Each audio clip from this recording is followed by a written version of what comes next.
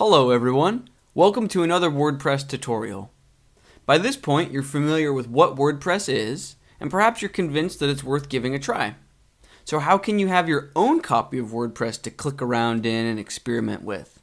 Well, you have three primary options. Option 1 is WordPress.com, which I will explain in detail in just a moment.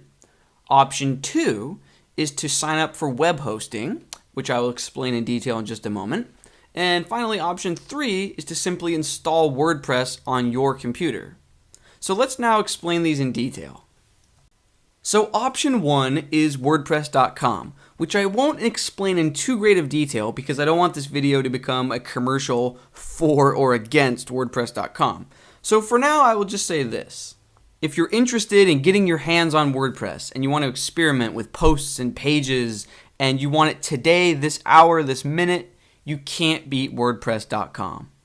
Beyond that, all I can say is that it's up to each individual website owner or business to perform their own research and decide which route makes the most sense for them.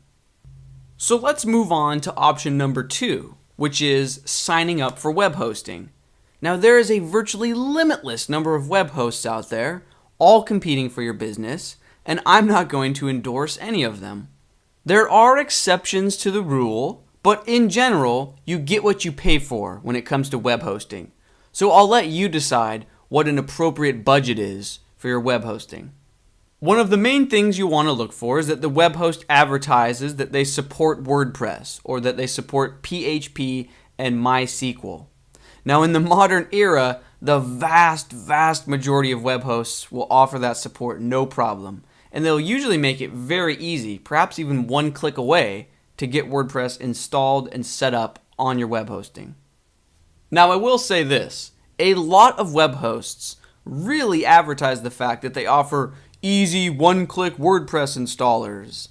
And while that's a great feature, you only need to install WordPress once per website, and installing it manually isn't rocket science.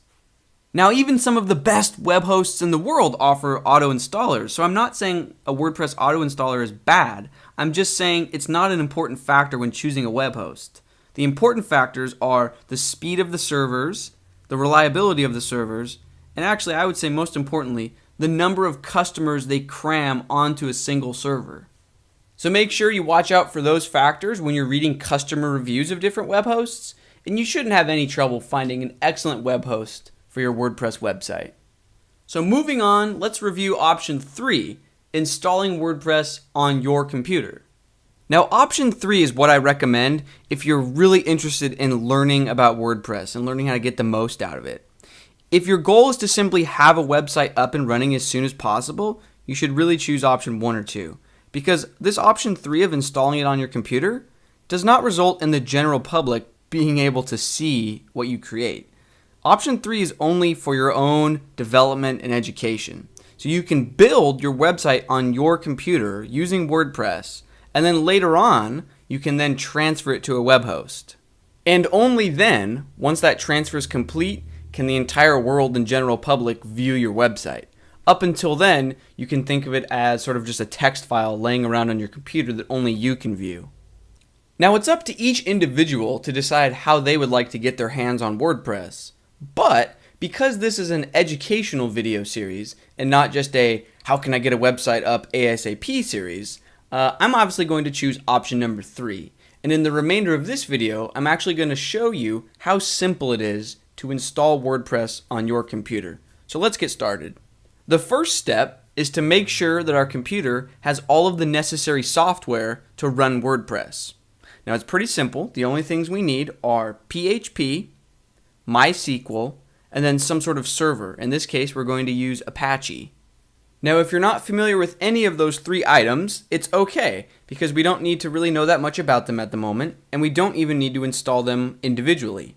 In fact, there are plenty of packages that take all 3, mush them together, and make it very easy for anyone, including your grandmother, to install them on their computer. Now, if your computer is running on Windows, go ahead and perform a web search for WAMP or XAMPP. Either of the two will do just fine. Or if you're running on a Mac, go ahead and perform a web search for MAMP. So at this point, you can now pause this video, go perform your web search, download the software, install the software. There should be some sort of on-screen instructions that walk you through the process. Hopefully it's pretty straightforward. And then once the software is installed, go ahead and come back and unpause this video. Okay, at this point, I will assume that you're resuming this video because you've successfully installed either WAMP, XAMPP, MAMP, or some other PHP Apache MySQL package, and you're now ready to carry on. So the next step is to create a database.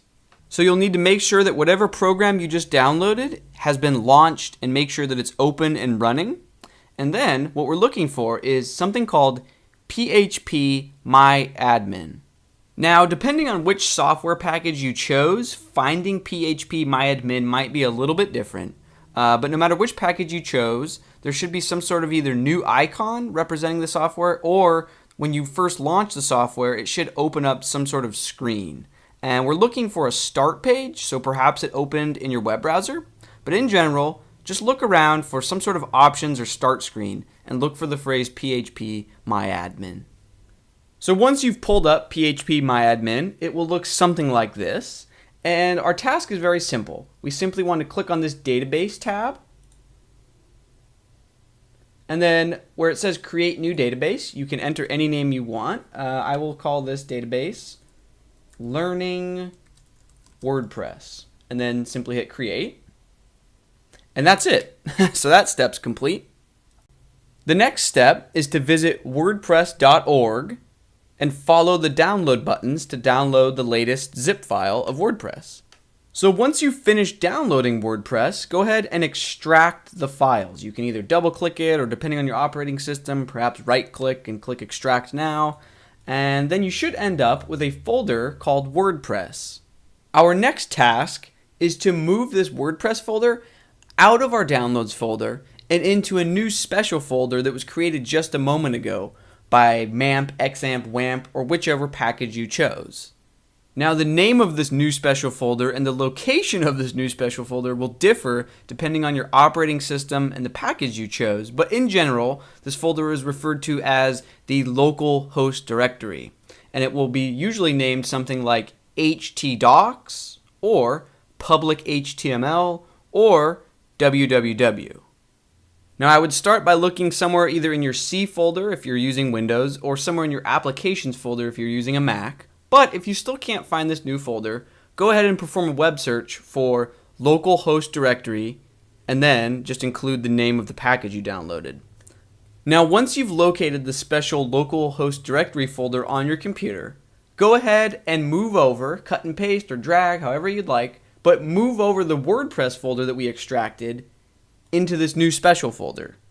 Our next step is to open a new tab in your web browser of choice, because we're going to navigate to that new special folder that we just moved WordPress to. So on my machine, that looks something like localhost:888.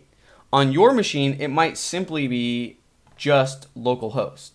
Now if you're having trouble figuring out what the URL might be on your machine and neither of these work, go ahead and perform a web search for localhost URL and then just include the name of the package that you installed a few minutes ago. So let's pull this up. Okay, so this screen is simply outputting a list of all the folders in the localhost directory. So right now the only folder is WordPress, but if we had another folder named test1 or test2, you can see that this directory will always show the latest contents. Now obviously we are interested in WordPress, so go ahead and click that. And the next step is to create a WordPress config file.